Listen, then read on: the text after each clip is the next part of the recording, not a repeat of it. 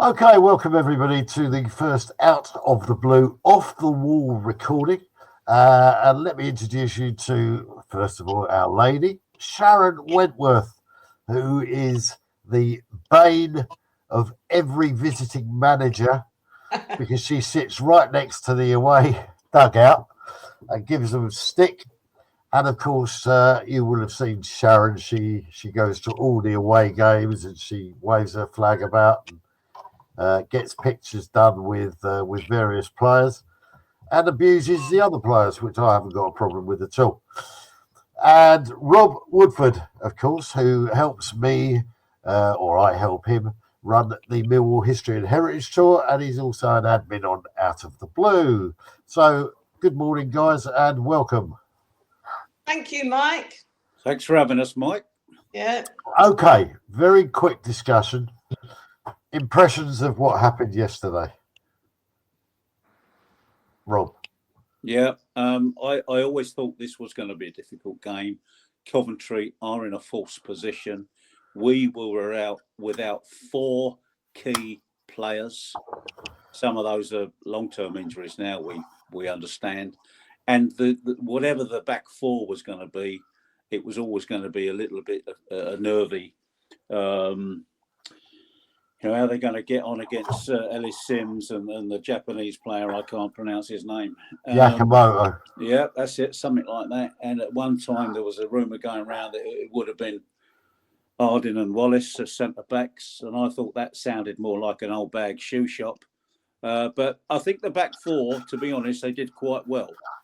And now we're going to be another man down for Wednesday, so we've got another makeshift back four.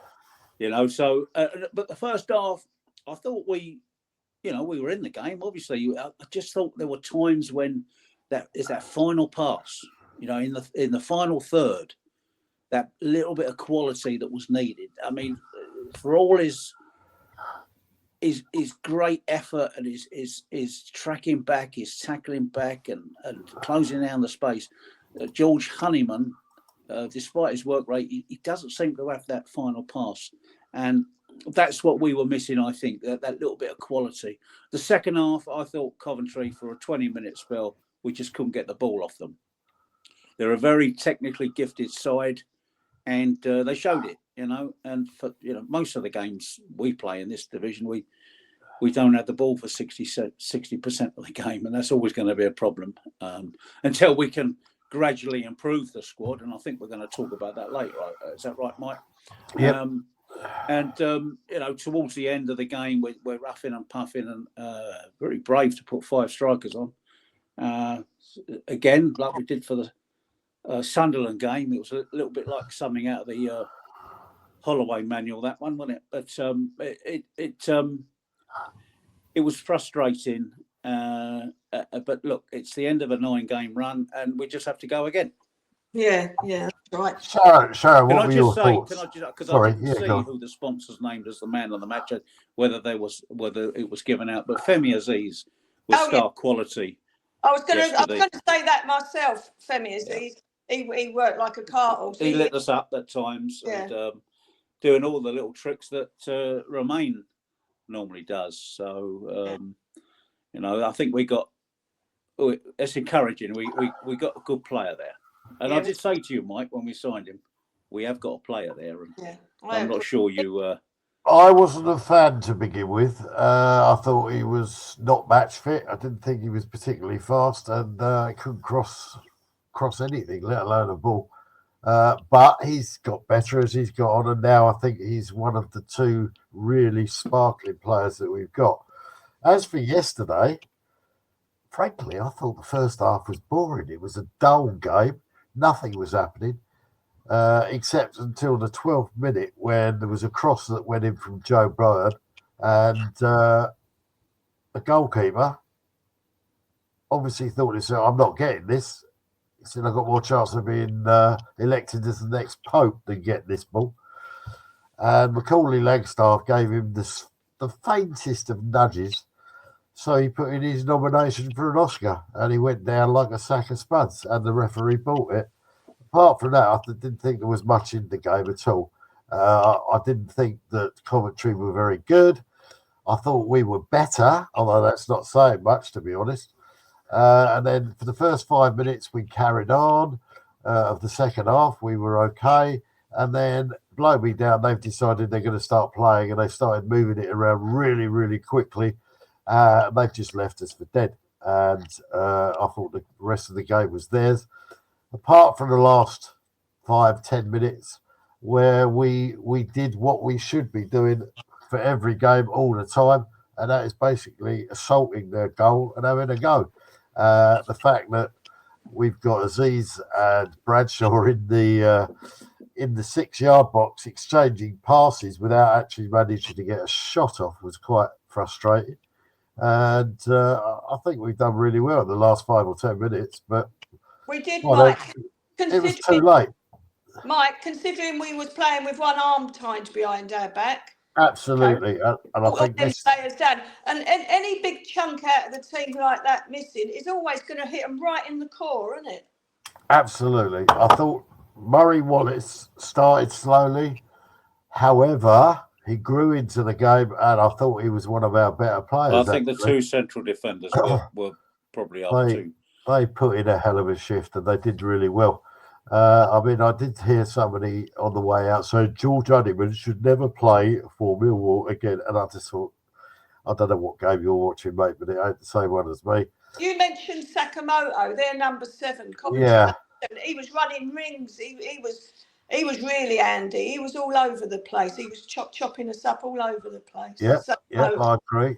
A very good player. One I'd love to see playing in a dark blue shirt rather than a sky blue one, but that's never going to happen. Now, I'm sure you're all aware there's a bit of a fallout from yesterday in that Richard Crawley, who is quite a respected reporter, has published online a so-called interview where he's quoting Neil Harris as saying, "So just a reminder to people, the thickos, that when you take the 3 best players out of the team, that is Millwall Football Club." Now, as you can imagine, a lot of fans have gone on social media and they're absolutely slating Neil Harris. They were going to slate Neil Harris anyway because we lost. But it's like a witch hunt now. They're really going after him. I personally think that, first of all, Harris was not in a good place. He was not happy. Appreciated that. We all appreciate that. No one could be happy with that performance. But then I think he's talking about the football club. When you take the 3 best players out of the team, 2 people, the thickos, when you take the 3 best players, I just wonder if he's having a bit of a pop at the football club as a thing saying, please don't sell Remain SA, which we'll come on to in a bit. Don't sell this guy, don't sell that guy. And I wonder if he's actually not talking about the fans so much. Although, let's be honest, there are a few, shall we say, cerebrally inflicted people at Millwall. But I do think he's maybe having a go at the board rather than the fans themselves. Do you think the frustration stems from the booing that went on after the Oxford game? Probably, yeah. I mean, other manager for another club would be booed after 9 games without defeat? That's why we are a unique club, because of the way we implode. We do, and every time, like I said in another point, when the team win, Harris is the best thing since sliced bread. When we lose, they start building the gallows ready to hang him, and I think it's ridiculous.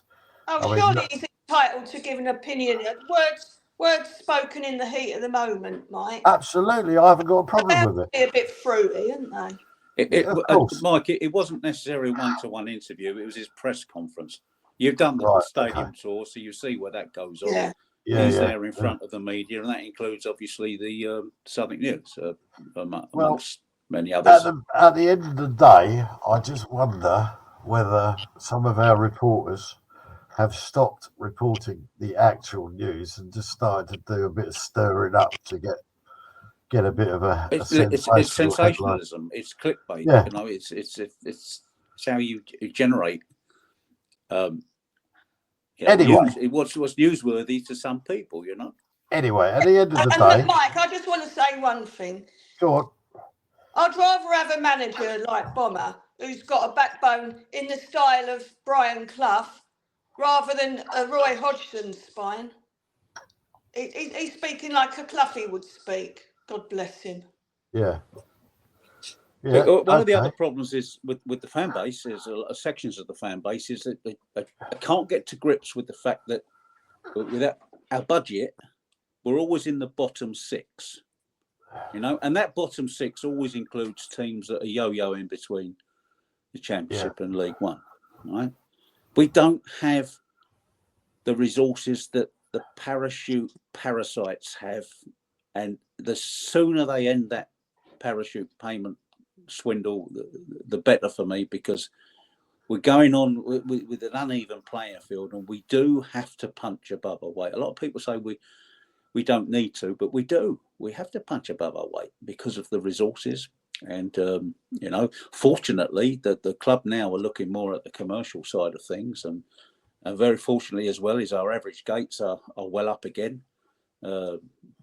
Average gate now is up there with, compares with gates going back to the 1950s. So what was the crowd yesterday? Do we know? About 16.5, wasn't it? Just under 17,000. I'll tell you what, it's more than I thought it was. Coventry brought 3,025. Yeah, fair play. Yeah. And that's another thing, is because when you're looking at the away stand and there's 3,500 people out there, you're looking at £100,000 worth of revenue for the club. Yeah. You're playing Burton Albion in League One. What you got over there? You know, this is why it's so important to stay in this division.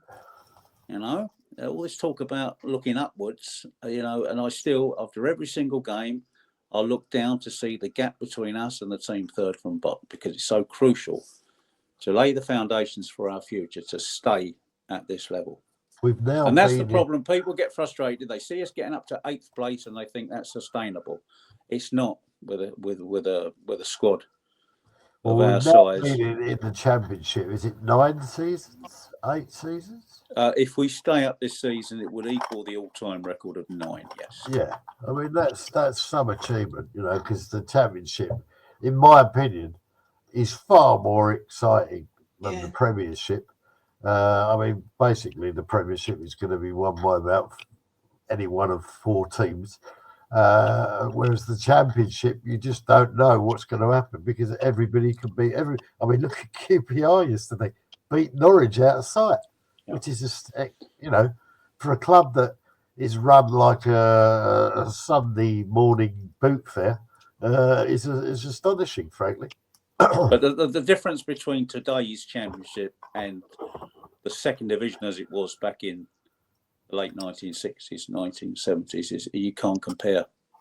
You can't compare it. No. I'll tell you, there's a few of us yesterday who were wishing that some of those players that had come onto the pitch from the promotion winning side had their boots with them. It would have been fun to see Terry Erlong and a few others running around on that pitch against Coventry, wouldn't it? Eh? Right, okay, well, let's leave that. Now we're going to go to a question that Rob has got. Rob, you suggested this as a topic. The new transfer window. Do you like the idea of Millwall having a buy low, sell high policy similar to Bournemouth, Brighton and Brentford? Not the transfer window, the new transfer, the perceived transfer strategy. Right, okay. Yeah.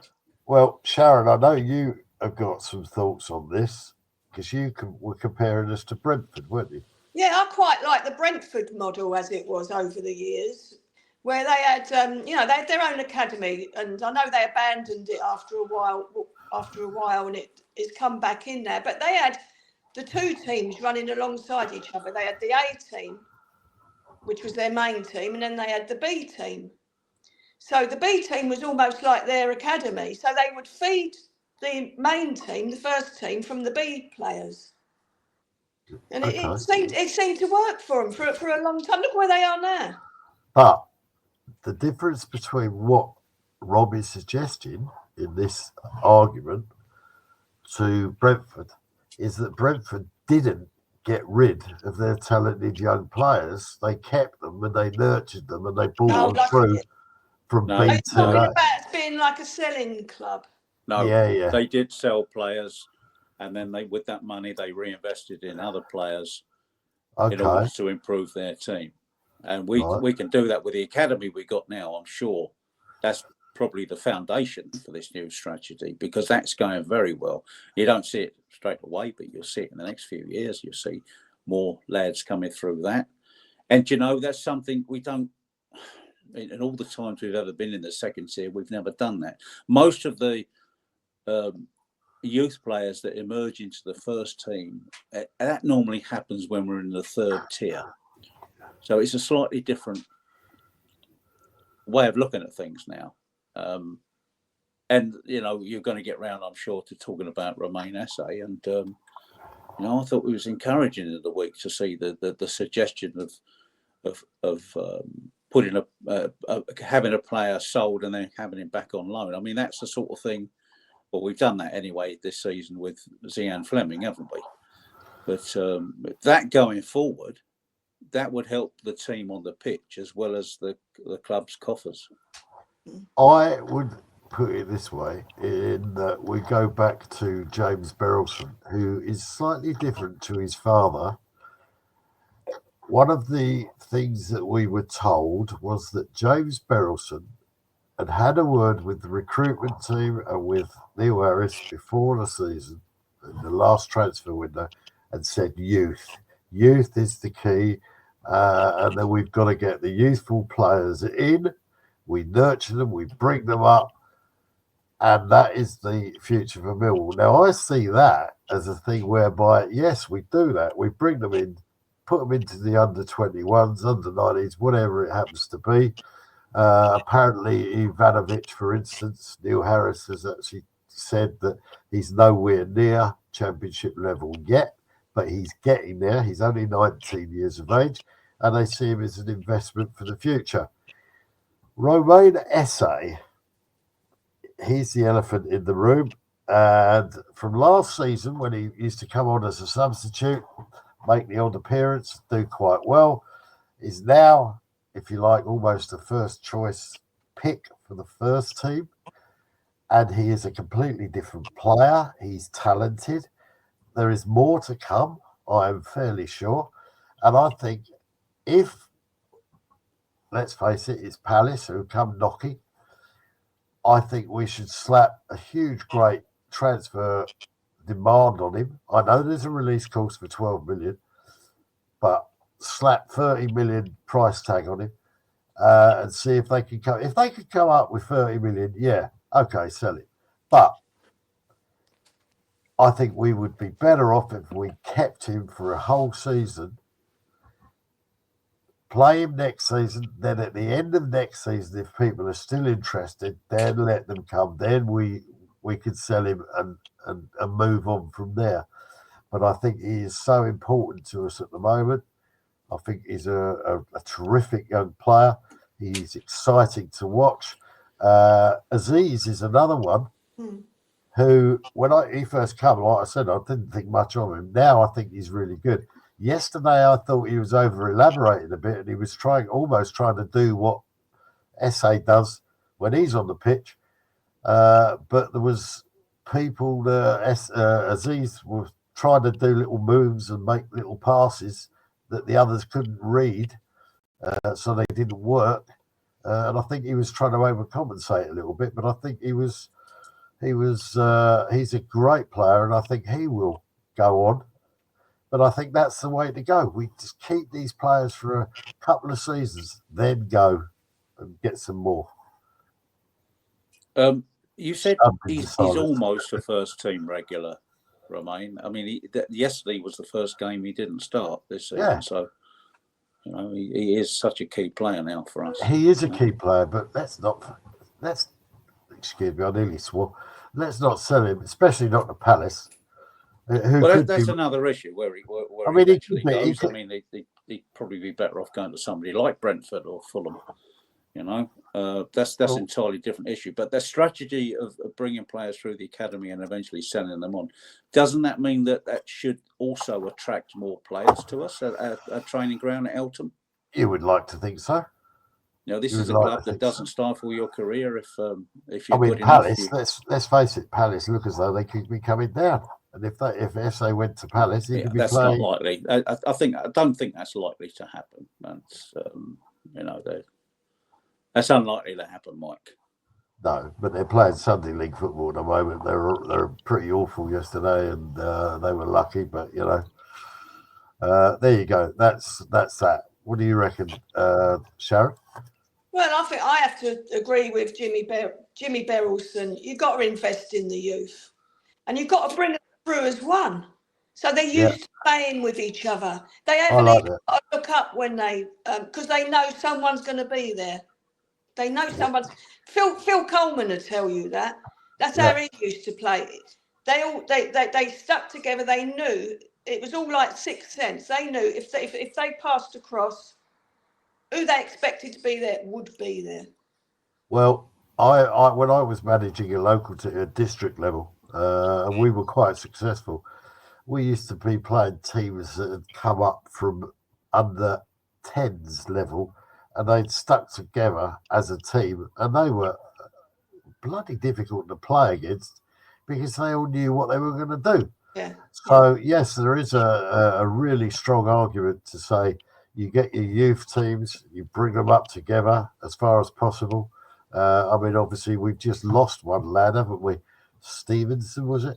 But then Josh apparently, Stevenson, yeah. apparently he was always a bit of a prima donna, and he thought he was better than he is. Well, good luck to him. That's what I say. Well, I didn't hear that. I mean, obviously these boys get swayed by their agents and their parents, and I didn't hear that at all. Actually, I don't know where. I did hear that, and well, good luck to him. I mean, I don't think you'll ever hear about him again. But there you go. I think Millwall is a perfect environment for the players that we've got, and especially Romain, Aziz, Kelly. And possibly one of the reasons why the strategy is changing is because of the way that Eze, who was shown the door Yeah, by Millwall, has yeah, gone on to play for England. yeah. You know, that's not the sort of thing we want to repeat, is it? Especially if they go for nothing. No, definitely. So it makes to me it makes financial sense, and you know you can't keep relying on the Berylson family to No, you be can't. putting money in every year. So we have to be none of the 92 clubs. I would imagine are completely self-sufficient, but you've got to start closing the gap and you know, generating income through various ways. I think there's the recent interview with Mark Fairbrother I thought was very encouraging, talking about looking at 2030 as a target to go for right. Getting Premier League status. I mean, the fact that they're mentioning that is encouraging. We were like years away from it at the moment, but I mean, they got a target, and that's important. That's right. You've got a target, you've got something to go for. I mean, one of the main things on social media is the style of play under Neil, and they're saying, well, we're not playing very attractive football. Well, I don't care. You go for a 9-game unbeaten run, you're winning 1-0 every time, or you're getting a decent draw. Who cares what they play like? I don't care if they're If you want to play really attractive football, we're going to need to sign about 8 or 9 decent players. Absolutely. Yeah. No, I agree. I mean, win ugly, hell, whatever it takes, we get there. We do what we need to do. And I just wonder if let's just suppose that Mill will actually make the playoffs, right? And then all these people. Or next season or the season after? Or even this season. Let's just suppose it, right? In a dream world, we make the playoffs, right? Yeah. Where will all these people who we go, oh, Harris is a rubbish, you know, and he ain't got a clue about tactics, where are they going to be then? Well, you know, he's in charge of a team that's just made the playoffs. So, you know, shut up, basically. I don't mind us winning ugly, but realistically, I do think maybe next season or the season after We've could do got to keep improving season on absolutely. season. That's Right. the way you do it. Gradualism. We've been going 25 minutes, so nobody seems to be jumping in. So I've got one question that I wanted Jumping to put. in. Oh, more guests, you mean? Yeah. So this is my little teaser for you. I'm going to ask Sharon first. What player from the past would you want to see back in the current team? Oh, no question about it. Erlock. Terry's going to get you. Terry's going to get you. When Terry's on the wing, there ain't no stopping him. And that's the sort of style we should be playing, Erlock style. I remember, Erlock style. I remember when he came back from Rangers, he came on as a sub against Leicester City. He was on the pitch for about 7 minutes and he aimed a tackle about neck high at some player and got sent off. Yeah, I'm not sure we need that kind of style, but I know what you're saying. Rob, I know who you would pick. Go on. There's just no doubt in my mind it'd have to be Keith Weller. When he left us, there was a void. And, I think if he'd have been still with us in the 1971-72 season, I think we would have got promotion. He was a class player, very creative. He had vision. And he went on to play for Chelsea and then Leicester City. One little Keith Weller anecdote for you. When he played for Chelsea, a very cold winter's day in the snow, he was the first professional footballer who I ever saw wore women's tights. When he played for Leicester City, he also wore women's tights. When he played for Millwall, he never wore women's tights. Well, one of the first games that I ever took my son to was against Crystal Palace. And at the time, Clinton Morrison was playing them. Big mouth guy, give it all the large one on social media before the game. I'm going to do this, I'm going to do that. And out he came trotting out with orange boots on, which was quite a new thing at the time. And throughout the whole of the first half, the Millwall fans, every time he got touched the ball, was whack, whack, quack, quack. And he went in at half time and he came out again in the second half with black boots on. and then got substituted because he didn't do anything during the game. If I was going to drag one player back from the past, I think there's so many that you would want to say, yeah, you could do this. I think you've got to be Harry boy. Bring Harry Cripps back. I love the way that you used to get a free kick and Harry would chuck the ball 10 yards ahead of where it was supposed to be. Do you know my Harry Cripps story? Oh, hold on, let me do mine. So Harry Cripps used to get the ball, chuck it 10 yards forward. The referee would trot back and say, no, move the ball back. And when the referee turned his back to run away again, Harry would chuck it another 5 yards forward.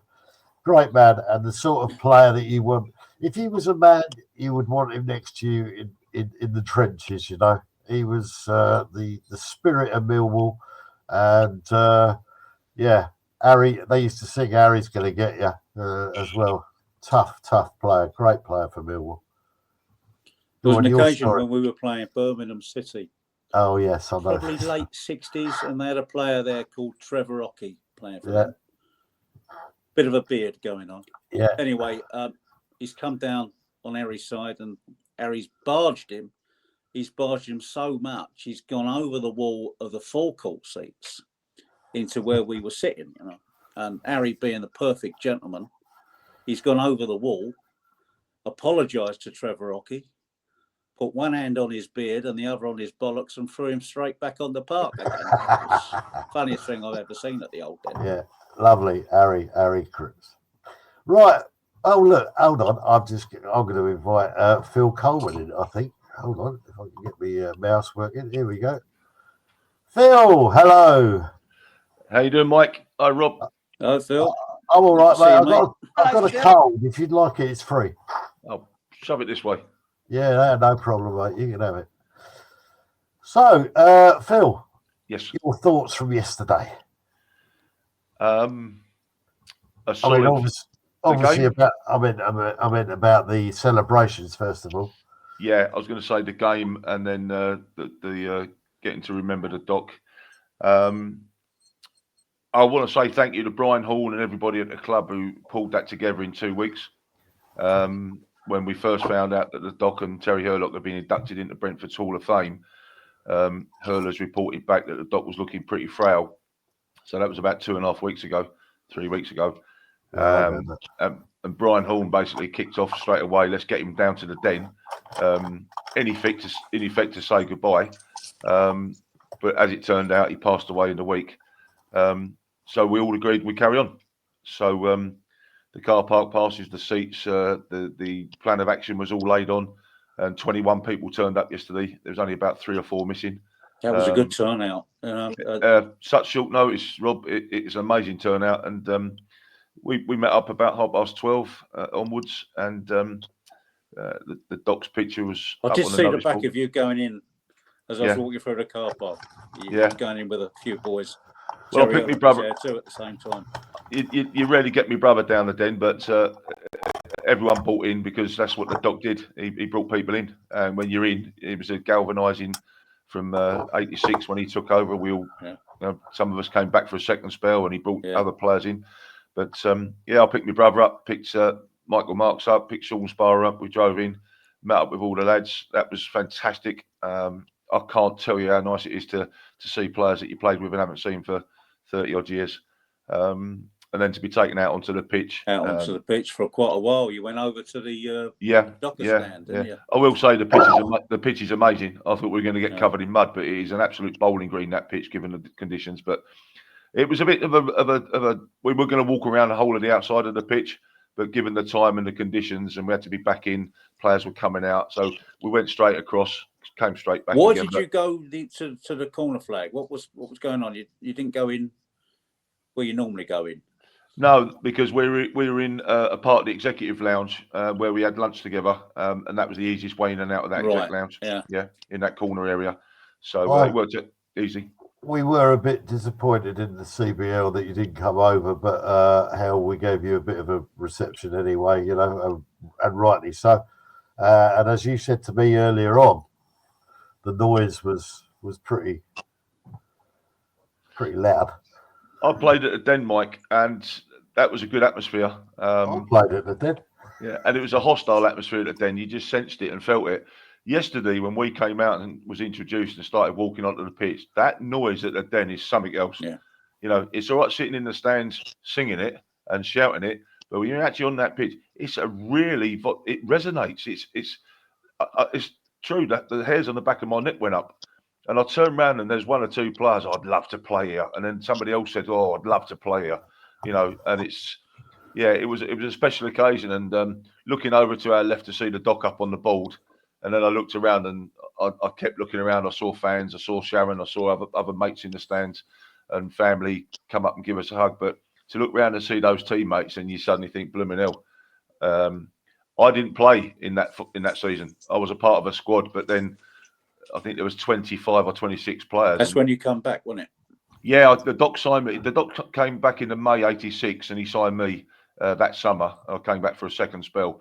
I played quite a few games in the '86-'87 season. Had a wire put in my toe at the start of the next season, so I was out for about 4 months. But by the time you was playing in Finland, weren't you? After the doc sorted me out 3 after? years. Yeah, the doc sorted me out 2 years at the Den, '86 to '88. And then at the end of that season, they'd been promoted. And because I'd not played, that team picked itself from about Christmas. I can tell you now, the back four was Keith Stevens, my brother, and take your pick out of Steve Wood, Alan McCleary and Alan Walker. Me and Danny Salmon. I think Danny's played in midfield, but there was a few of us in the reserves. I got nicknamed yesterday the guard dog because I looked after the reserves for Roger Cross. I basically looked after all the kids in the reserves. So I people like Dave Thompson, Steve Amphibus, Wesley Reed. Thanks for looking after us back then because they were 17, 18-year-olds and I was a senior pro. I never got a game that year, but to be around on the pitch with them, training every day with them, having a fantastic lunch every day in a caravan in a lay-by on the A20 was fantastic.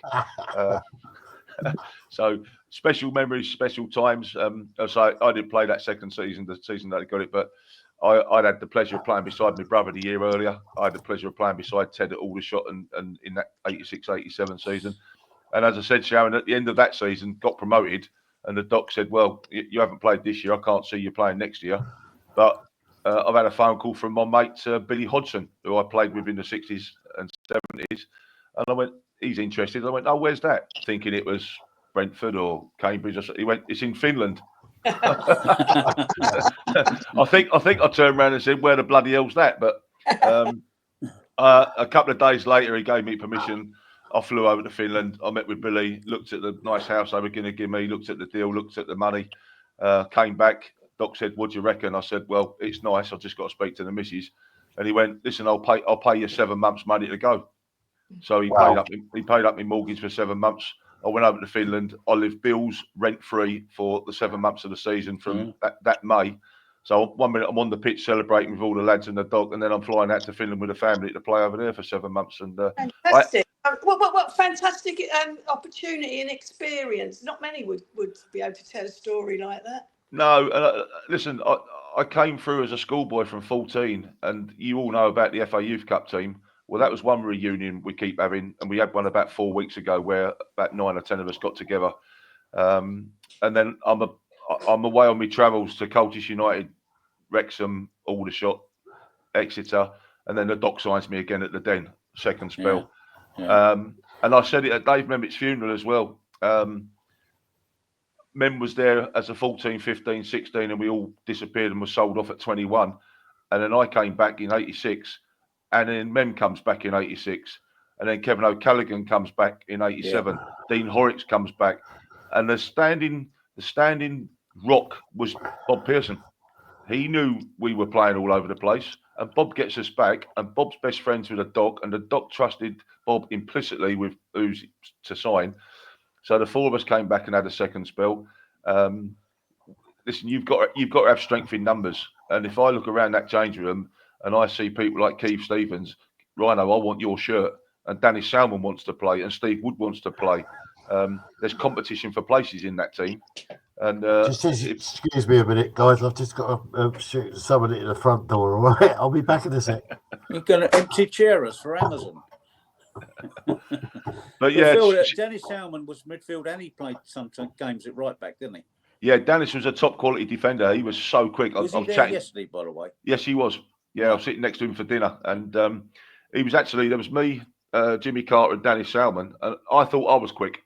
But I looked at them two, and I thought, no, I wasn't. And I actually said to them, out of you two, who was the quickest? Jimmy Carter explained it was probably me off of the mark, and then Dennis would, from 20 yards, would leave everybody for dead. No, he was quick. He was quick. But Dennis was probably a centre back, a right back, but he moved into midfield because if you remember, Les and Hurlers played in midfield most of the time, and when one of them was injured or suspended, probably in Terry's case, suspended an awful lot, Dennis or Keith Stevens went into the middle of the park. And I think Dennis played an awful lot of games in the centre of the park that season. There was another midfield player that was there yesterday, Alan Dowson. Alan Dowson was a left back or a left-sided midfield player. I thought we filled in at midfield on one occasion. He may well have done because the beauty of the doc and Bob Pearson, they got players that could cover quite a few positions. Utility men. Yeah, and I played right back. I played centre back. I also played left back. You'll never believe this, people, but in my first spell, you check out some of the positions I played. I played left wing, right wing. I even played midfield. I came on up front at Blackburn once as a 19, 20-year-old. But there was a real flexibility because Dennis could play anywhere. Keith Stevens played in the centre of the park. I played 119 games for Colchester United at left back. So the doc knew all this, and that created that option. He didn't have to go out and get specific players when you had the likes of Dennis playing. I have to tell you about a guilty secret that I've got. I was working for RTM, which was Radio Thamesmead, but they became RTM as an independent local radio station, and it was in their infancy. And I was recruited basically to the newsroom, and then the guy who was doing the sports left. So they said, oh, Mike, you come and do the sports. You know, you've got a voice for it. So I said, okay. And they said, right, we want you to go up and have a word with Bob Pearson, Uncle Bob. So I went up to Millwall. Billy Neal, first met him. He took me up to Bob Pearson. And one of the questions I asked Bob Pearson was, Bob, there's a rumours going around Millwall that Tony Cascarino is going to be sold. So Bob said, Tony Cascarino will only be sold over my dead body. Simple as that. So I said, okay, thank you very much. And then went away, put it in this news sports bulletin that I did. And a couple of days later, Cascarino went to Villa. So I phoned Bob Pearson up because he's given me his number. I phoned Bob Pearson up live on air. And I said, Bob, are you well? He said, yeah, I'm very well. I said, well, you told me that Tony Cascarino would only be sold over my dead body, and yet you're still alive. What's going on? I said, who's doing the selling at the club? He said, oh, don't be. And, he called me everything under the sun. I said, excuse me, Bob, I must let you know that we're actually live on air. Yeah. Now went the phone. So there you go, me and Bob. Yeah. That was our history. Mike, that's actually a good segue, because before Phil came in the room, we were talking about being a selling club again. Yeah. And What's we were your talking thoughts, about Phil? what's perceived, Phil, as being a strategy now to buy low and sell high in order to improve the team gradually. Yeah. Would you buy that? We've got no choice. You know, if you want to be sustainable at this level. Yeah, if you read all the facts and not, some of the stuff that's going out on social media, we're 10 to 20 million pound owing every season. Yeah. The chairman and the owner is putting that back in grants or however he does it. And it's not sustainable. Our average crowd's at 14, 15,000. I'm not going to go and allow you to buy 5, 10 million pound players. It's just not sustainable. We don't have the income. I'm not sure if all the boxes are full. I'm not sure if the executive lounge is full every Saturday. The seats are definitely not full. So how can you run a football club with championship teams paying 35,000 a week, 40,000 a week, and I'm talking Norwich, West Brom? Yeah. We are never going to be able to sustain that. We couldn't pay those wages. In some cases, yes, because they're a magic player. But we need to either increase the crowds, increase the income through other activities, increase the sponsorship, or, as the club have done the last few years, you keep looking for golden nuggets. We found one in Fleming. I think we created one in SA. He's not the finished article. And if somebody says he's worth £20 million, then, to quote you, Mike, over my dead body, he's not ready yet. It's his first few months in this league playing regular football. I'm gonna pin you down there. Romain, I agree with you. He's not the finished article. However, we've got loads of talk about Palace coming in to buy him and exercising this release clause for 12 million. Would you turn around to SA and say, for God's sake, stay with us, because maybe next season, the season after, you will have developed even more. Look what we've done with you so far. Maybe you can go then, but not now, because you're not ready yet. I think you've got a youngster there where when Crystal Palace come knocking, you go. 30 million. Because he will never work again. Yeah. He's in the Premier League. He's playing alongside those players at Crystal Palace with that manager, and that opportunity, let's just say the week after he turns it down, he breaks his leg. Listen to my brother. He's playing on Tuesday night and a behind closed doors friendly, and he is the established left back for the last 2 seasons. He's been there, seen it and won it. He's done his loan period with Lou Macari at Swindon as a 19-year-old. He's just won the blooming championship, Division 2. Yeah. Behind closed doors game on the Tuesday night, and they're kicking off in Division 1 on Saturday. He heads the ball back to the goalkeeper, lands, snaps his knee, out for a whole year. Okay? He might have been worth £1 million back in them days, because the doc called him the best defensive fullback left back in the country. That's Doc's words, not mine, by the way. Okay. My brother then comes back after a year's rehab. He's on the weights. He's done everything. His leg was like concrete. It was so muscular. He plays a few games in Division 1, turns in another game, twists the other knee, snaps that cruciate. He's out.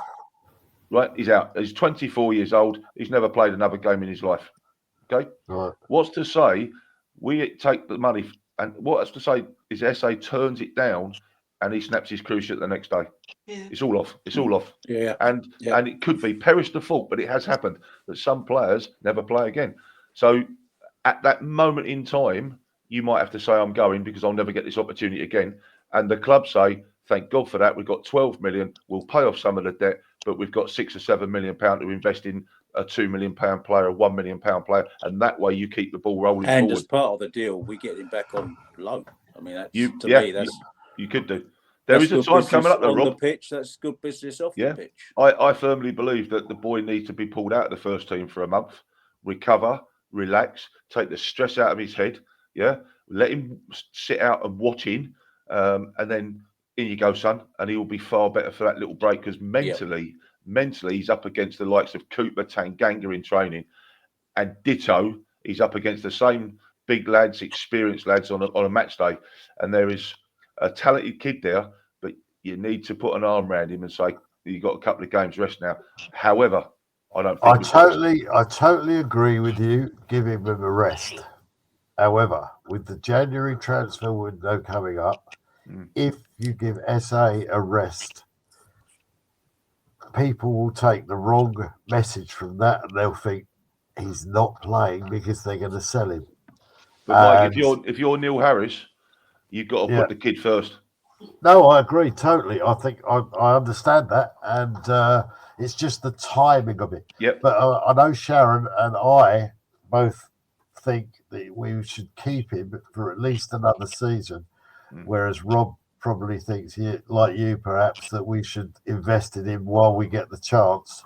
Yeah. But I think it's worth the gamble to keep him for another season, and I think as long as he stays relatively injury-free, that he will be worth 3 times as much by the end of next season. I really do. I think he's an absolutely fantastic Then you're gambling player. on him staying fit as well, though, aren't you? Yeah, but it's that's a gamble what with you everyone. said about Nick, that was when we signed Dorsey, wasn't it, after that? Yeah, that was literally on the Tuesday, and the season kicked just off before the season started, wasn't it? 5 days. Yeah. 5 days. And the flexibility of the squad was that you could have put Keith Stevens at left back, you could have put Danny Selman at left back, but because of the Doc and Bob's contacts, they went and got Dorsey, and he had a cracking couple of seasons for the club. Absolutely outstanding. Was somebody else injured that day? We played Villa because Dave Thompson played, didn't he? I can't tell you the team that started, but it would have been I don't believe Dorsey came in for that first game. I'm pretty certain they got him after that. He did, because he made the goal for Cass. Oh, did he? Because we scored 2 goals in 2 or 3 minutes. It was okay. Dreamland, that was. Don't argue with Rob. He's our resident statter. Rob, at that time, mate, I was in Finland. I'd just gone over there. I'd just come out of -30. Oh, yeah. Talking about Scandinavia, I know Frank McClintock was there yesterday because Kingy kindly shared a photograph with me, but I didn't see him on the pitch. I mean, did he come out? Yeah, he was on the pitch with us. Yeah. Right. He walked across with us without a doubt, Kingy. He's no, not Kingy. Frank McClintock. Oh, Frank was, definitely. Was he on the pitch? Yep, definitely. There's a few people I couldn't quite make out. We're trying to second guess them. Yeah. I spoke, Frank. Was that Chicken George or Steve Anderson? He was Chicken George. Yep. Yeah.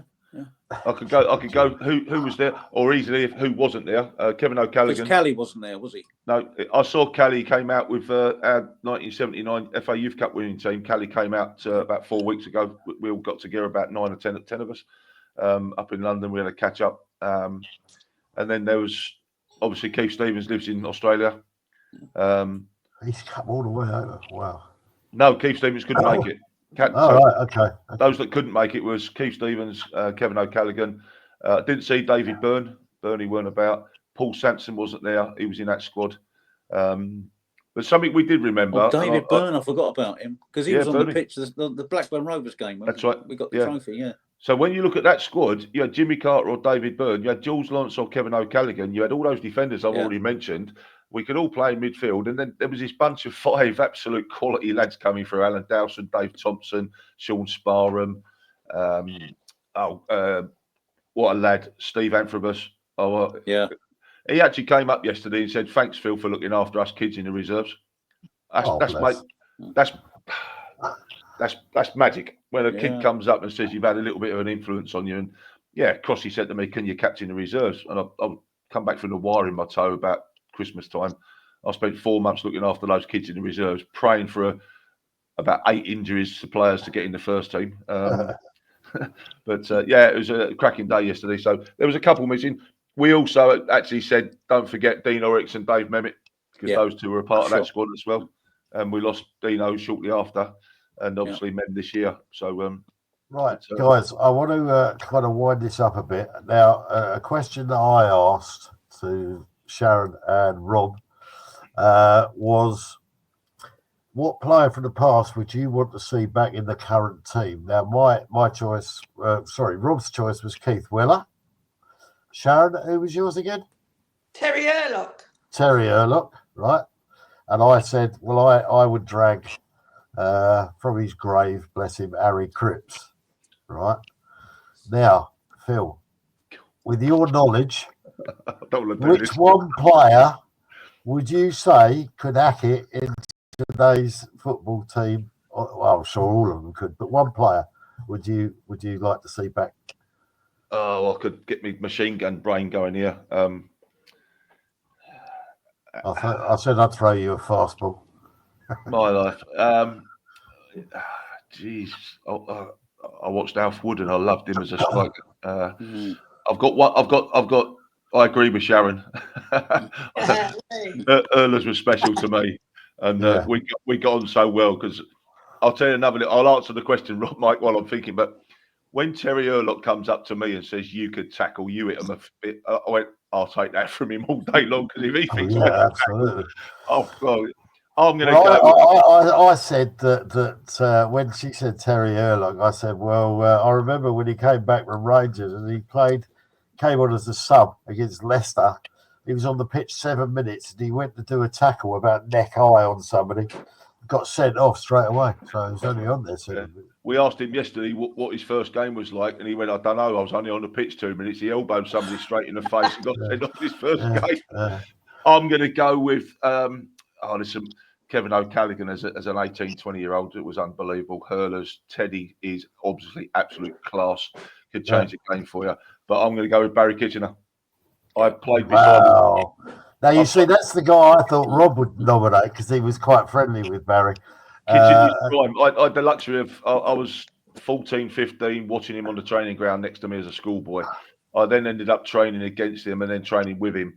And as a 30-something-year-old, I played my debut against West Ham, and I'm playing next to Kitch, and he's on 600 league games. I don't think there's a finer centre back in his prime. He was quite quick. Wasn't say quick. He read the game, big. And when he goes up to centre forwards in front of me and says, "Don't you start today, or I'll have you," and they wilted in front of him, and I'm thinking, okay, thanks, Kitch. You know, so because he nearly left, didn't he, at one point? Yeah, he went off to where did he go? Tampa Bay, or he went to America? No. Before in his prime, there was talk. There was rumours. Rumours that clubs were interested. Most of those were started by Benny Fenton to give him a G up in the dressing room. But I've been so fortunate because from 70s, let's just say I was an apprentice full time in 77, and I've played in front of some great goalkeepers. I've watched some goalkeepers. I've seen some great defenders, and I watched Cripsy. I watched Alan Dorney. I loved Alan Dorney as a defender. Yeah. He ghosted around the place, was so smooth. I watched other players come in. Phil Walker was a dream. John Seaman never gets a mention, but he's one of the best. Don't forget Dennis Burnett. Dennis Burnett a bit before me. Yeah, but John Seaman, Phil Walker. I was in awe of Trevor Lee. What a player Trevor was. So you was more Jago's lines, weren't you? Yeah. I was watching the club from 73. I was on the terraces as a kid. So I watched the 73, 74, 75, and then I'm in as a schoolboy with all those guys around. So you saw the day we beat Chelsea 3-0. Yeah. Was that 77? You should ask somebody that's good at stats. Well, my hero. 75 or 76. We got promoted 75, 76. So it would have been 76, 77 season. Yeah. We played the home game early, and the game at the Bridge was in the second half of the season. The 1-1 draw when we lost the goalkeeper. Right. We lost John Jackson and Dave Donaldson went in goal. That's right. And that game at Stamford Bridge, I'm at the open end where all our fans were. And after a little while, it all kicked off in the shed up the other end. So I thought, here we go. Our lot are in there. Anyway, 5 minutes later, the police are escorting our fans around the outside of the track to my right-hand side as I'm looking up the pitch. As they got these fans over the wall, I went, that's me dad. It's my brother. They've been up the shed having a go. Lovely.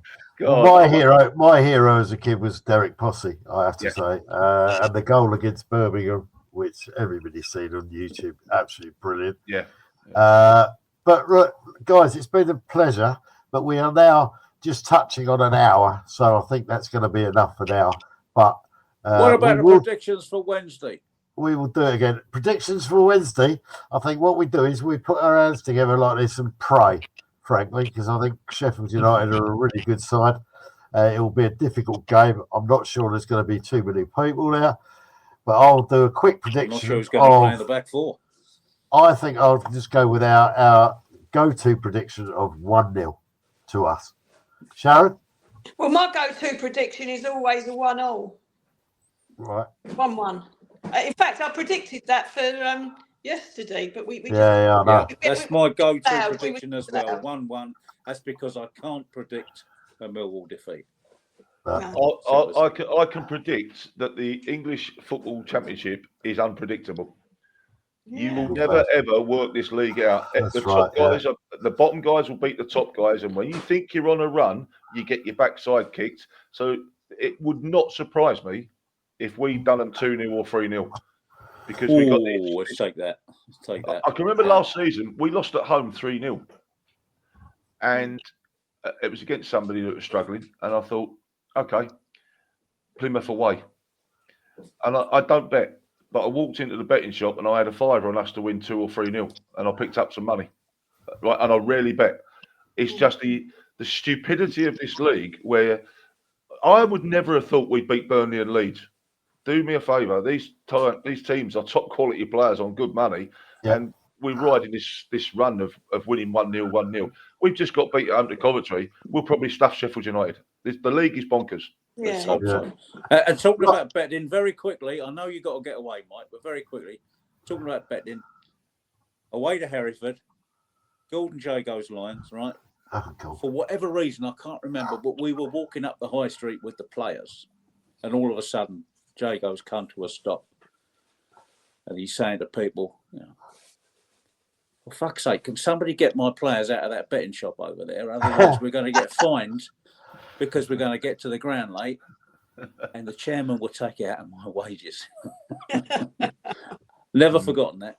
Yeah. Right, listen, guys, brilliant. Anybody who's watching this on Out of the Blue, which is going to be the only place it will be put on, I have to tell you.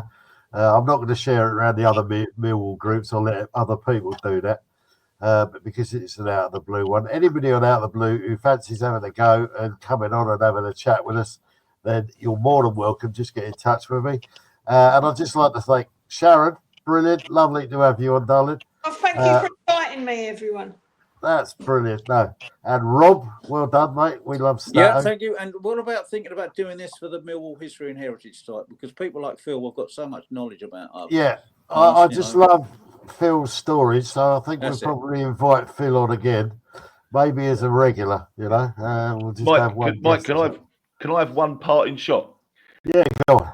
John Docherty passed away midweek, and his family have made it clear that in his final hours, the doc was singing Pavarotti down the ward in the hospital. Oh, he had everybody singing country and western songs, and his family actually turned around and said his final words were, "Who we got Saturday?"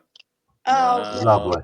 That's a great parting shot. Yeah, Because we brilliant. can all remember brilliant. him on the pitch on the final day Yeah, of that season. and that's come from his family. Singing So, "No you One know, Likes Us" and turning around to the players, "Sing up, you bastards." I was right behind him, Yeah. Rob. Yeah, that was aimed at me and a few of the lads. I was right behind him. But yeah, his final words, according to his family, was who we got Saturday. So Wonderful. Yeah. That's a great story. Thanks for sharing that, Phil. no problems. Right. Thank you, everybody. We'll see you again. We will do this See you again guys. soon. thank you. See ya. Come on, you Lions. Oh yes. Keep it on the island, Walt.